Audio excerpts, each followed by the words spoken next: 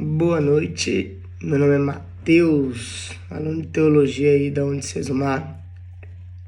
Eu quero falar agora um pouquinho aí sobre a reforma protestante, né? Em que nós temos como protagonista o Martinho Lutero, essa reforma protestante, né? Esse protesto aí iniciou ali mais ou menos no início do século XVI, em que Martinho Lutero ele observava a Igreja Católica, o clero, o papado, toda aquela religião, tudo que eles faziam e questionavam, né? Poxa, mas por que essas coisas são assim? Por que eles têm agido assim? Então, com base na Bíblia, que ele tinha acesso, né? Ele conseguia ler a Bíblia, que naquela época lá a população não tinha acesso, né? Só as pessoas ali na igreja, o clero, né? O Papa, que eles liam a Bíblia lá pro pessoal, então eles liam aquilo que eles queriam, eles passavam um conhecimento que eles queriam passar, então com isso eles conseguiam controlar o povo. Martinho Lutero, não concordando com aquilo, estudando a Bíblia, entendendo que de acordo com a Bíblia aquilo estava errado, ele fez um protesto, a gente conhece aí, né, que são as 95 teses. Então, lá ele fez esse protesto, né? E aí as causas né, da reforma protestante foi uma crítica à Igreja Católica, porque eles estavam ali com práticas corruptas, por exemplo, a venda de indulgência. O que é isso? Eram documentos que supostamente diminuíam o tempo no purgatório. Então a gente já entende que essa ideia de indulgência era errada, ainda mais para um purgatório, que é algo que biblicamente nem existe. Então era uma enganação muito grande ali, foi algo que isso aí era muito evidente, muito forte, essa ideia, né? E Lutero diz que a salvação não pode ser comprada, não tem como, nós somos salvos pela graça. Também existiam os abusos clericais e a falta de espiritualidade, ou seja, o clero ali, essa falta de espiritualidade, havia muita religiosidade, havia muito ali também o poder político, papas, né? O clero ali daquela época, eles viviam uma vida de luxo, cheio da grana, enganando o povo, né? Então isso aí também foi algo que Martinho Lutero lutou contra. Ali no Renascimento, né, aquele tempo, houve também ali novas ideias. Então, o Renascimento ali trouxe ali, né, naquele tempo, um pensamento crítico, em que trazia ali a forma de questionar as autoridades, como as coisas eram, questionar o estudo das escrituras, se era da maneira correta, né? E um fator muito importante que fez total diferença ali. Então a gente vê como que Deus faz tudo perfeito, né? Que foi ali nesse tempo do protesto de Martinho Lutero para essa mudança ali na história do cristianismo. Foi um tempo também que a imprensa começou a ter vida, começou a crescer, a imprensa, né? Começou a ganhar notoriedade, fama, as notícias, então com isso foi muito mais fácil de se espalhar todo esse ocorrido ali na Igreja Católica. Então, outra coisa foi a doutrina e a autoridade religiosa. Então Lutero ele questionava ali a doutrina que eles pregavam, a autoridade do Papa, toda aquela tradição da Igreja, e ele entendia que biblicamente aquilo ali não estava certo. Ele entendia que era a Bíblia e não a igreja, era a Bíblia e não a igreja que tinha autoridade religiosa, entende? Então, ele entendia também que a salvação ela vinha pela fé e não pelas obras ou por rituais, que a Igreja Católica até hoje tem muito disso. Existe um ritual para chegar à salvação, mas a gente entende que é pela graça de Deus que nós somos salvos. E também teve alguns eventos, né, que foi ali que ocorreu ali naquele tempo. Houve vários, mas os principais são as 95 teses que ele foi lá, ele pregou lá os papéis, né, tudo aquilo que o público, o povo lá da cidade olhava.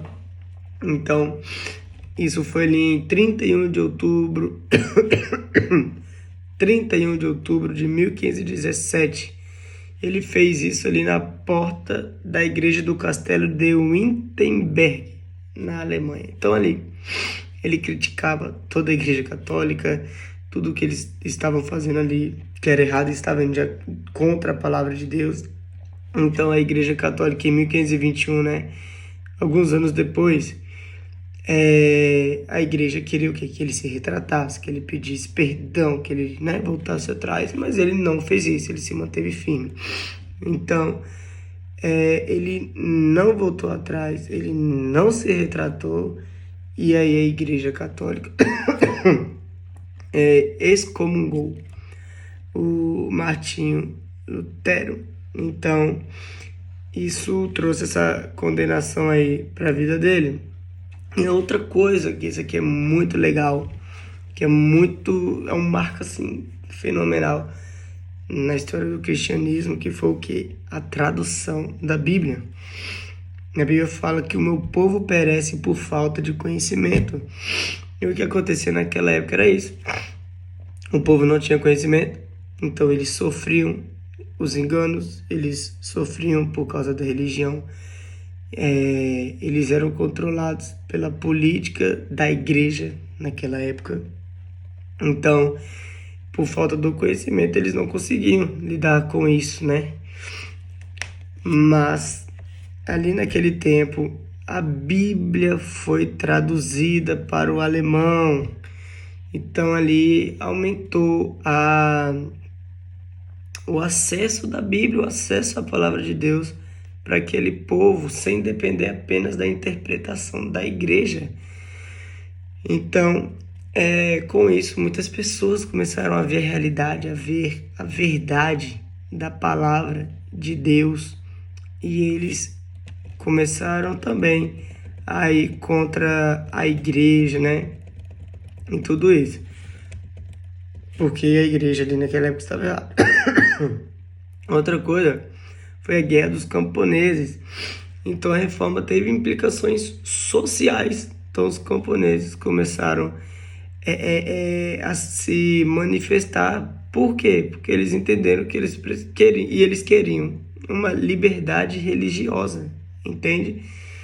Então eles começaram uma revolta contra os senhores feudais. Porém, Lutero, ele meio que se opôs, né? Não foi com eles, não lutou com eles. Então isso aí acabou tendo um afastamento, né? Ali um péssimo relacionamento entre Lutero e os camponeses. A outra coisa foi o crescimento do movimento protestante. Então, o movimento reformista ali, né? A galera se reformando, saindo fora da igreja, daquela enganação, da igreja católica, daquela enganação, cresceu de uma maneira fenomenal. E muitos começaram ali a protestar, a abandonar a igreja, né? Então o protestantismo ali começou a crescer de uma maneira rápida. E aí isso, como consequência, o que aconteceu? Divisão. Houve uma divisão ali da igreja, uma divisão religiosa.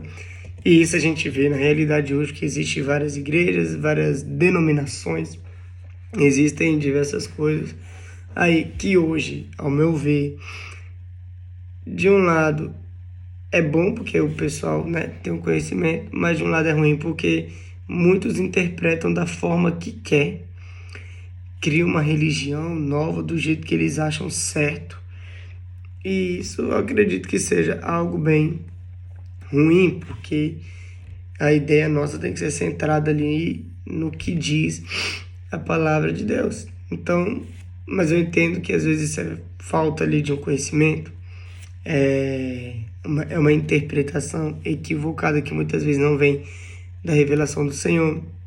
São realmente pessoas mal intencionadas que criam ali interpretações para enganar o povo, para se beneficiar, e muitos acabam caindo nessa lábia, caindo nessas coisas.